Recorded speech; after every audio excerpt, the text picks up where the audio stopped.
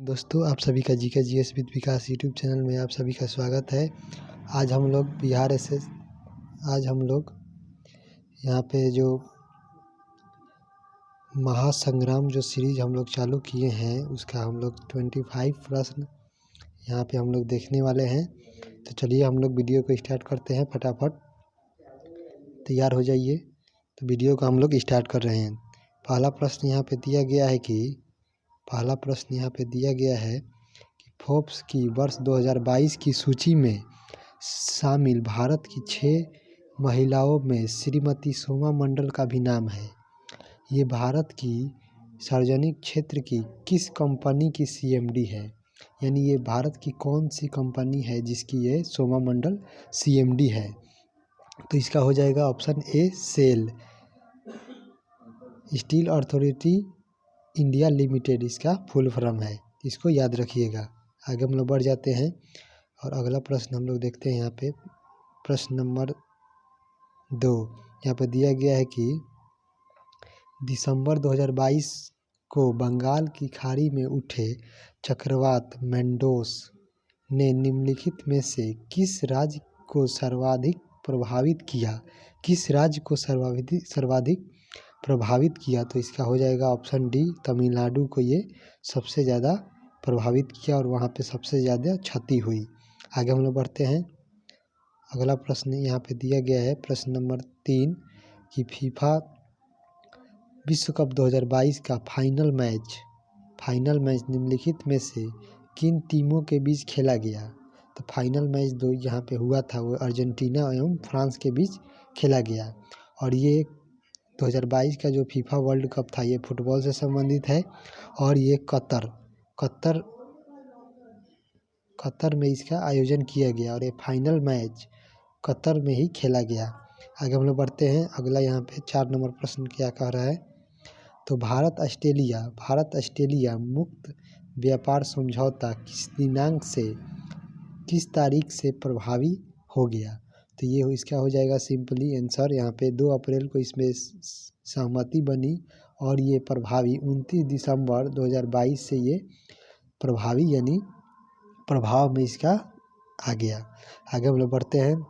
अगला प्रश्न यहाँ पे दिया गया प्रश्न नंबर 5 निम्नलिखित में से किस संस्था द्वारा नमामि गंगे को विश्व के शीर्ष 10 उद्धार फ्लैगशिप कार्यक्रमों में शामिल किया गया है? ये नमामि गंगे को विश्व के शीर्ष 10 उद्धार फ्लैगशिप कार्यक्रमों में शामिल किया गया है। तो ये संयुक्त राष्ट्र संघ की संस्था है, इसके द्वारा इसको शामिल किया गया है।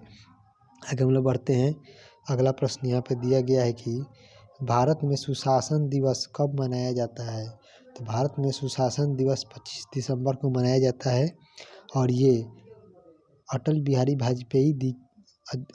वाजपेयी के जन्म दिवस पर सुशासन दिवस मनाया जाता है 25 दिसंबर को। आगे हम लोग बढ़ते हैं। अगला प्रश्न यहाँ पे दिया गया है प्रश्न नंबर 7 दिया गया है कि सितंबर 2022 में निम्नलिखित में से किस राज्य एवं संशासित क्षेत्र को देश का पहला स्वच्छ सुजल प्रदेश घोषित किया गया है? ये अंडमान निकोबार द्वीप समूह को किया गया है। आगे हम लोग बढ़ते हैं। अगला प्रश्न हम लोग देखते हैं। यहाँ पे अगला प्रश्न यहाँ पे दिया गया है कि वैदिक सिटी की स्थापना निम्नलिखित में से किस शहर में की जा रही है? तो वैदिक सिटी की स्थापना यहाँ पे अयोध्या में की जा रही है। आगे हम लोग बढ़ जाते हैं और अगला प्रश्न हम लोग देखते हैं। अगला प्रश्न यहाँ पे 9 नंबर है। अगला प्रश्न इसको हम लोग देखते हैं। तो 9 नंबर यहाँ पे है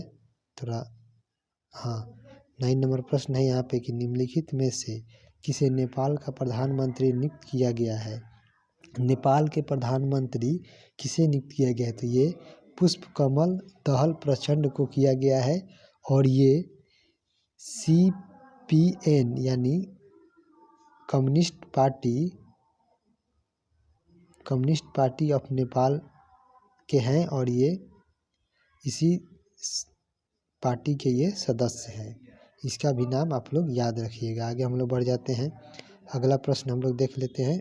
अगला प्रश्न यहाँ पे दिया गया है 9 10 नंबर प्रश्न है यहाँ पे कि भारत के गणतंत्र दिवस 2023 समारोह में निम्नलिखित में से किसे मुख्य अतिथि के रूप में आमंत्रित किया गया है।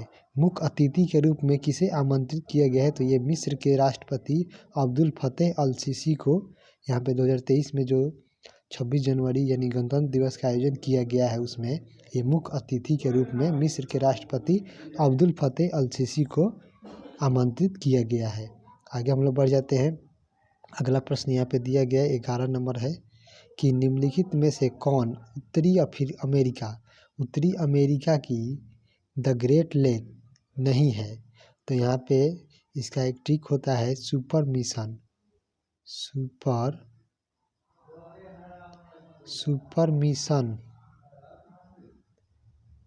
है ई सुपर मिशन है ई। तो सु से सुपीरियर, एम से मिशिगन, है से हीरोज और है ई से एरी और ओ से ओंटेरियो। ये 5 नदी है जो कि ग्रेट लेक बनाती है। इसमें ह्यूरोन शामिल है, सुपीरियर शामिल है, एरी शामिल है, जबकि इसमें विक्टोरिया ये अफ्रीका महादेश की एक ये झील है, ये शामिल नहीं है। आगे हम लोग बढ़ जाते हैं और यहाँ पे 12 नंबर प्रश्न हम लोग देखते हैं। तो यहाँ पे 12 नंबर प्रश्न यहाँ पे दिया गया है। 12 नंबर, निम्नलिखित में से किस पर्वत श्रृंखला में नवीन बलित पर्वत हैं। यानी निम्नलिखित में से किस पर्वत श्रृंखला में नवीन बलित पर्वत हैं। तो इसका हो जाएगा ऑप्शन बी आल्प्स पर्वत, जो कि यूरोप में स्थित है और यूरोप में ये सर्वाधिक किस देश में है, तो ये स्विट्जरलैंड में ये सबसे ज़्यादा फैला हुआ है। आगे हम लोग बढ़ जाते हैं। अगला यहाँ पे 13 नंबर प्रश्न है कि प्लेट विवर्तन के सिद्धांत के अनुसार पृथ्वी के स्थल मंडल को डैश बड़ी और कुछ छोटी प्लेटों में विभाजित किया गया है। तो इसका हो जाएगा ऑप्शन ए 7 बड़ी प्लेटों में विभाजित किया गया है। आगे हम लोग बढ़ जाते हैं। अगला प्रश्न यहाँ पे दिया गया है 14 नंबर कि निम्नलिखित में से कौन सा सुमेलित नहीं है, यानी कौन सा गलत है। तो इसमें नैनी झील यहाँ पे उत्तराखंड में जो कि बिल्कुल सही है। चिल्का झील जो कि भारत की सबसे बड़ी खारे पानी की झील है, ये उड़ीसा में स्थित है, ये भी सही है।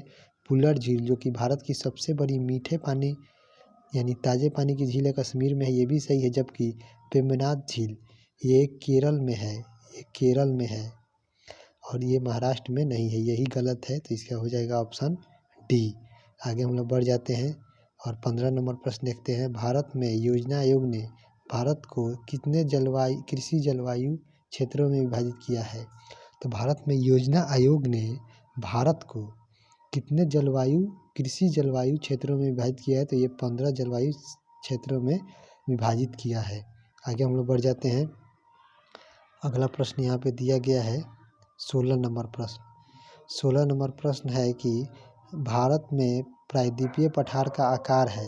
तो भारत में प्रायद्वीपीय पठार का आकार कैसा है, तो इसका हो जाएगा त्रिकोणीय है। भारत में प्रायद्वीपीय पठार का आकार यहाँ पे त्रिकोणीय है। आगे हम लोग बढ़ जाते हैं और 17 नंबर प्रश्न हम लोग देखते हैं। यहाँ पे दिया गया है कि भारतीय मृदा विज्ञान संस्थान Indian institution of soil science का केंद्र कहाँ स्थित है। तो ये भारतीय मृदा विज्ञान संस्थान भोपाल में स्थित है। आगे हम लोग बढ़ जाते हैं और यहाँ पे 18 नंबर प्रश्न यहाँ पे बोल रहा है कि लावा पठार में किस प्रकार की मिट्टी की प्रचुरता होती है। तो लावा पठार में किस प्रकार की मिट्टी की प्रचुरता होती है, तो ये काली मिट्टी की प्रचुरता होती है। आगे हम लोग बढ़ जाते हैं। अगला प्रश्न यहाँ पे 19 नंबर प्रश्न है कि वायुमंडल की कौन सी परत रेडियो प्रसारण में मदद करती है। वायुमंडल की कौन सी परत जो कि रेडियो प्रसारण में मदद करती है, तो ये थर्मोस्फीयर या आयनोस्फीयर इसे कहते हैं, आयनोस्फीयर। आगे हम लोग बढ़ते हैं और अगला प्रश्न यहाँ पे 20 नंबर सवाल है कि निम्न में से कौन सी नदी भ्रंश घाटी से होकर बहती है। तो कौन सी नदी है जो कि भ्रंश घाटी से होकर बहती है, तो ऐसी 3 नदियाँ हैं। एक तो है नर्मदा, एक है ताप्ती और एक है दामोदर। ये तीनों नदियाँ भ्रंश घाटी से होकर बहती है। आगे हम लोग बढ़ जाते हैं। अगला प्रश्न यहाँ पे दिया गया है कि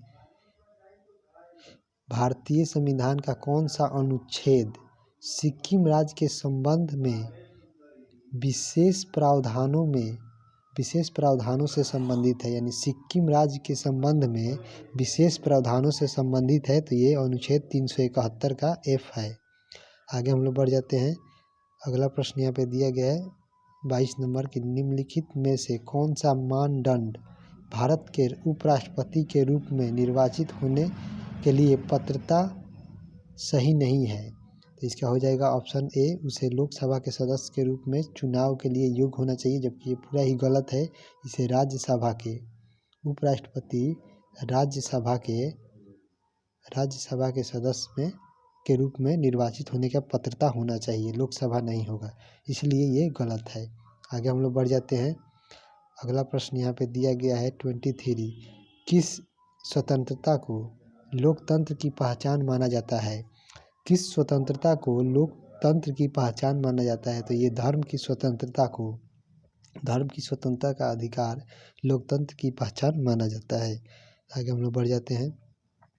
24 नंबर प्रश्न है कि सर्वोच्च न्यायालय का निम्नलिखित में से कौन सा क्षेत्राधिकार इसे केंद्र एवं राज्य के बीच तथा राज्यों के मध्य विवाद व निपटाने की अनुमति देता है? तो ये उसकी मूल अधिकारिता में आता है, मूल क्षेत्राधिकार में आता है।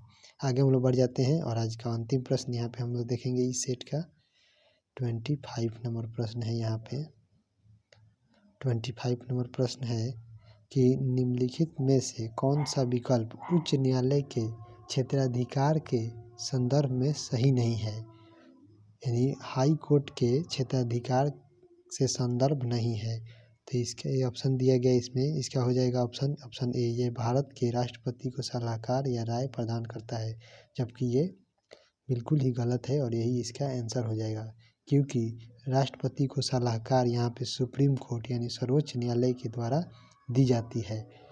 इसमें हम देख लेते हैं अगला जो सही है, इसको न्यायिक पुनर्विलोकन शक्ति है, जो कि बिल्कुल सही है। यह अपने अधिकार क्षेत्र के अधीनस्थ न्यायालयों को नियंत्रित करता है, ये भी सही है।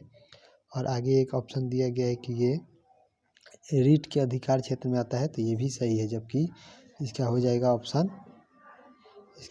ऑप्शन ए, यही गलत है। तो वीडियो को लाइक एंड शेयर ज़रूर कीजिएगा और चैनल को सब्सक्राइब ज़रूर कीजिएगा, ताकि हम लोग और आपके लिए मेहनत कर सकें। और इसमें हम लोग मैथ और रीजनिंग इसका भी क्लास और साइंस का भी क्लास हम लोग इंक्लूड करेंगे। तो तब तक के लिए धन्यवाद और प्लीज़ जुड़ें और लाइक एंड शेयर ज़रूर करें।